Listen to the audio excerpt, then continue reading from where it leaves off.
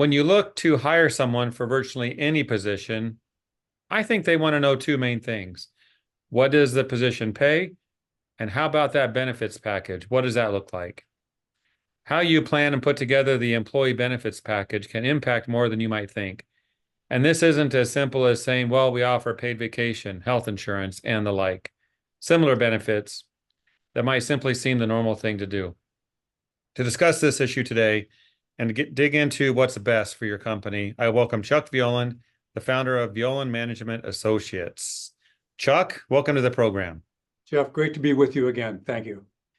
Let's dig into this topic. I know in your book, Forging Dynasty Businesses, you mentioned that when considering employee benefits, there are two distinct elements to consider. Why don't you share what those are and what those watching can learn? Absolutely. Jeff, what I'm referring to with the two elements are the first element is what the market and the competition are providing for their people.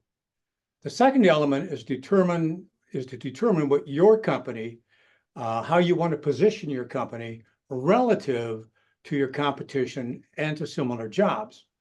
Now, as you might imagine, Jeff, it goes much deeper than that. And you also need to consider the size, the age, and your projected growth plans for your own company. And then what benefits can you afford to provide at those different stages of growth for your company?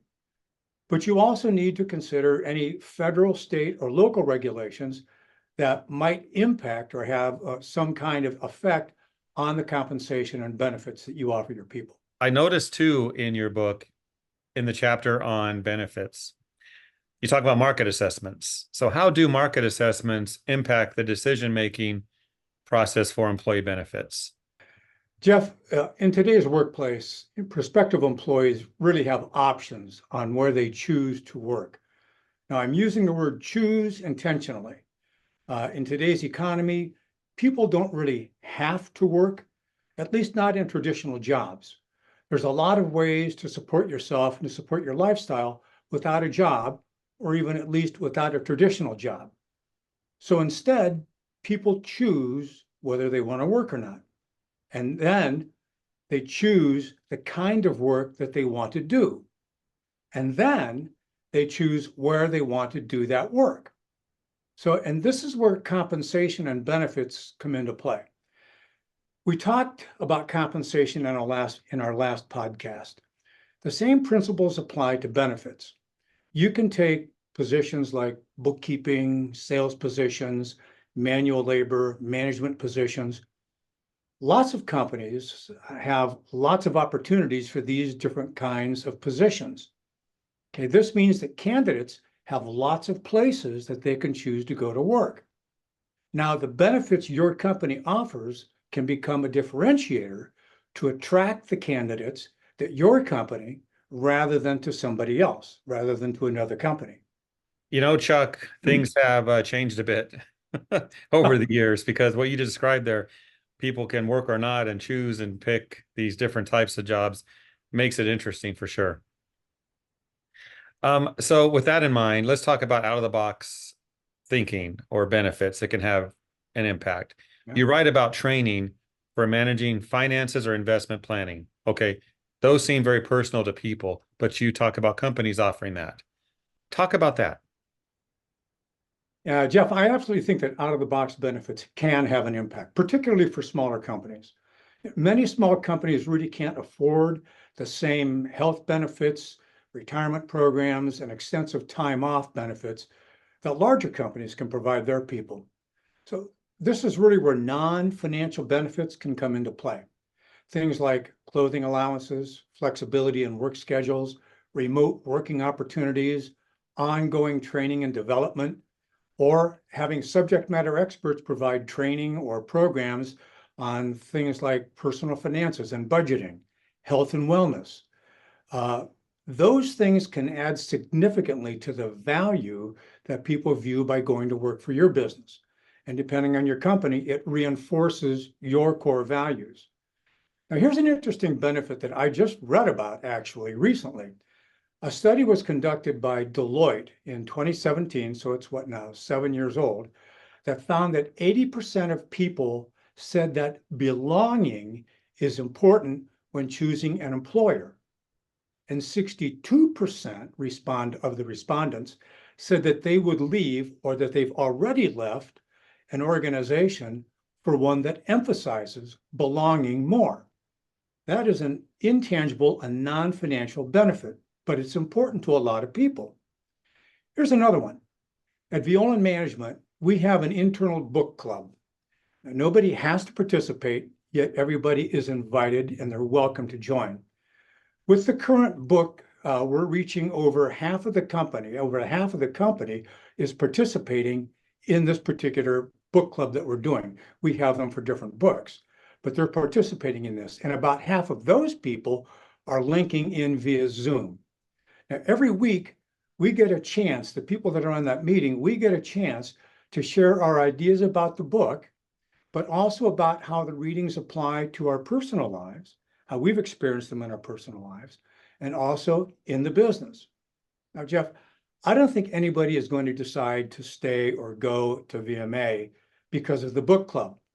At the same time, I think it supports our philosophy that we're a learning organization and that we care deeply about the people who work here.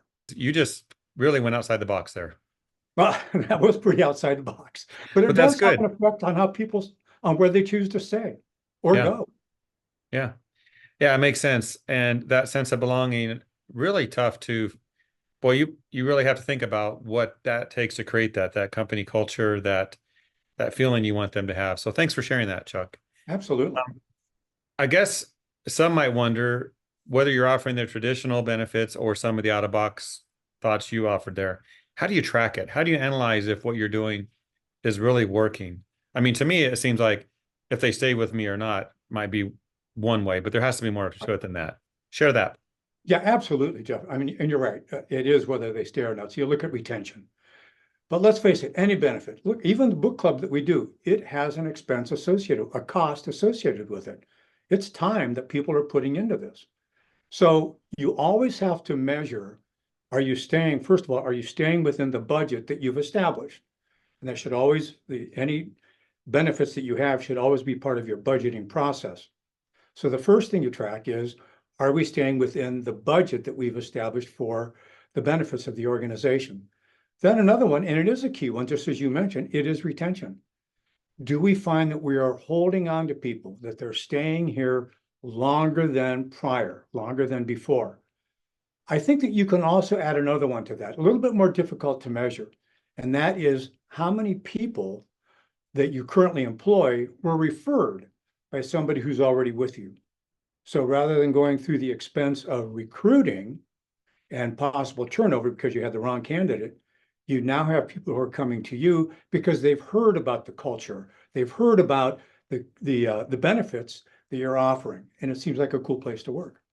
All right. Well, let's wrap up, Chuck. Any final thoughts to share on today's topic? Things maybe not covered yet.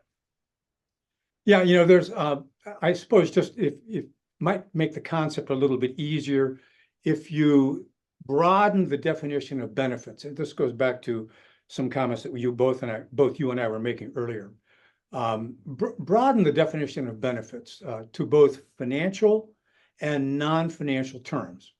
So all benefits have costs. I just got done mentioning that. But the financial benefits are things like healthcare, retirement, paid time off. I mean, pretty easy to measure, direct dollar for dollar. Non-financial benefits are things like scheduling flexibility, remote working opportunities, training and development, non-work related development that I mentioned above. If your company is not at a point where you can afford all the financial benefits that your larger competitors are offering, then I would suggest that you seriously look at being able to add non-financial benefits as ways to entice people to come and then entice them to stay.